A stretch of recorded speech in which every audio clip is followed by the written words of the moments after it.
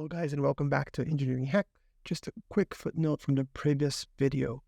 You note that we had to change this on the editing, but just to call your attention to the moment that I got this constant here and took it out of the integral and move it over here, dividing, right? So when we went from this step into this step, I completely ignored the negative here, which obviously is going to have an effect on this negative here, making this a positive, like so, right? So I did forget to put that down.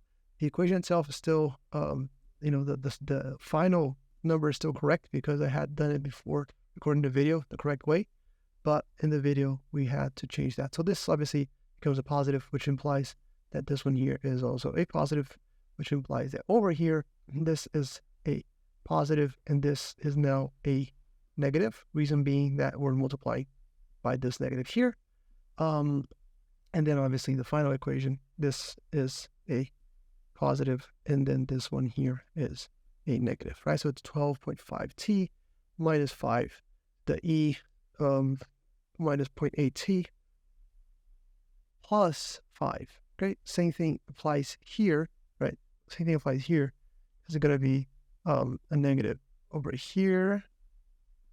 This is going to be a positive. Once again, this does not change this final number here. This final answer is still correct. Reason being, if you even recall in the video, what I say is that this is only 0.5.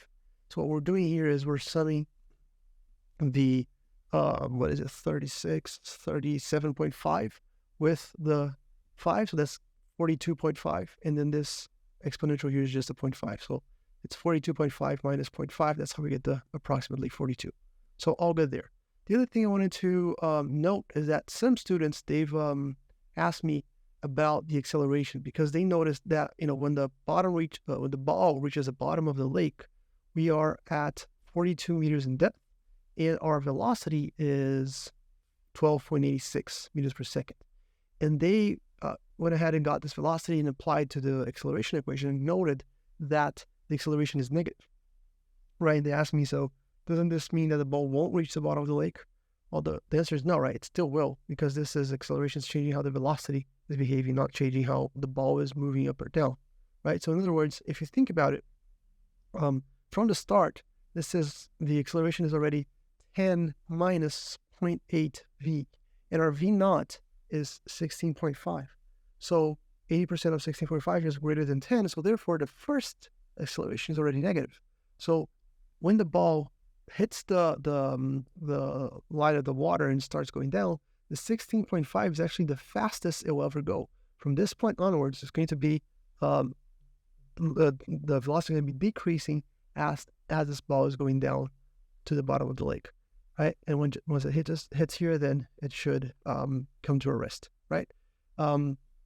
We can actually plot this or look at this on a spreadsheet, and I've done that exactly that. And you note that I've done that here. Simply put the equations here for acceleration, for velocity, for the position. And then I've plotted them in respect to time, except for acceleration, which is in respect to the velocity, right? And what we see is that when we reach 3, we get those 3 values that we, the 2 values that we had to find in the problem. And we see the acceleration is negative.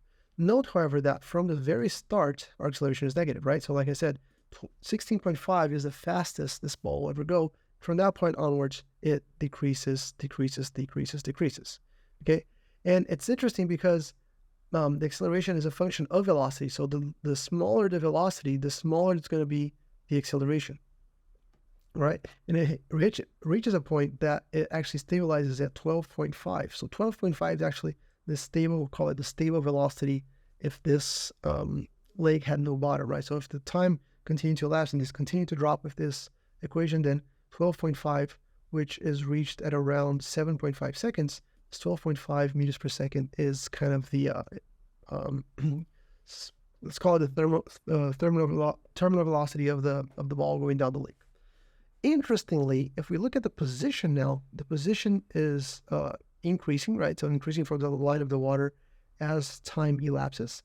However, this equation here implies that the more time goes by, the more, the greater x will be, right? So this presumes a bottomless lake, right? Which is not the case according to our problem. So really, this is the maximum x we can ever have.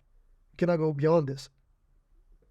And we would think that once it hits the bottom of the lake, then the velocity becomes 0. So right, so the velocity at 3.5 seconds is really 0, which implies that the acceleration then becomes 10, right? So therefore, it wants to accelerate downwards anymore, but it can't go anywhere because obviously we have the normal force of the bottom of the lake, pushing the ball upwards as we have the acceleration pushing it downwards, and therefore keeping it in place at the bottom of the lake at x. So really, the equation here from now on for time, right, for time should be this is equal, and the rest is constant. So we would have this moving forward, right? This would be velocity in the position and acceleration after time equals 3 seconds. So, it's always useful to do these kinds of exercises, mental models, and think about the problems, because if we just apply the equation blindly, we might get reach incorrect conclusions. Actually, I just did one here real quick, but this wasn't. There you go. That's better. All right. Now that makes more sense. Okay, so the maximum we're going to go in terms of depth is at 42 meters, which is the depth of the lake.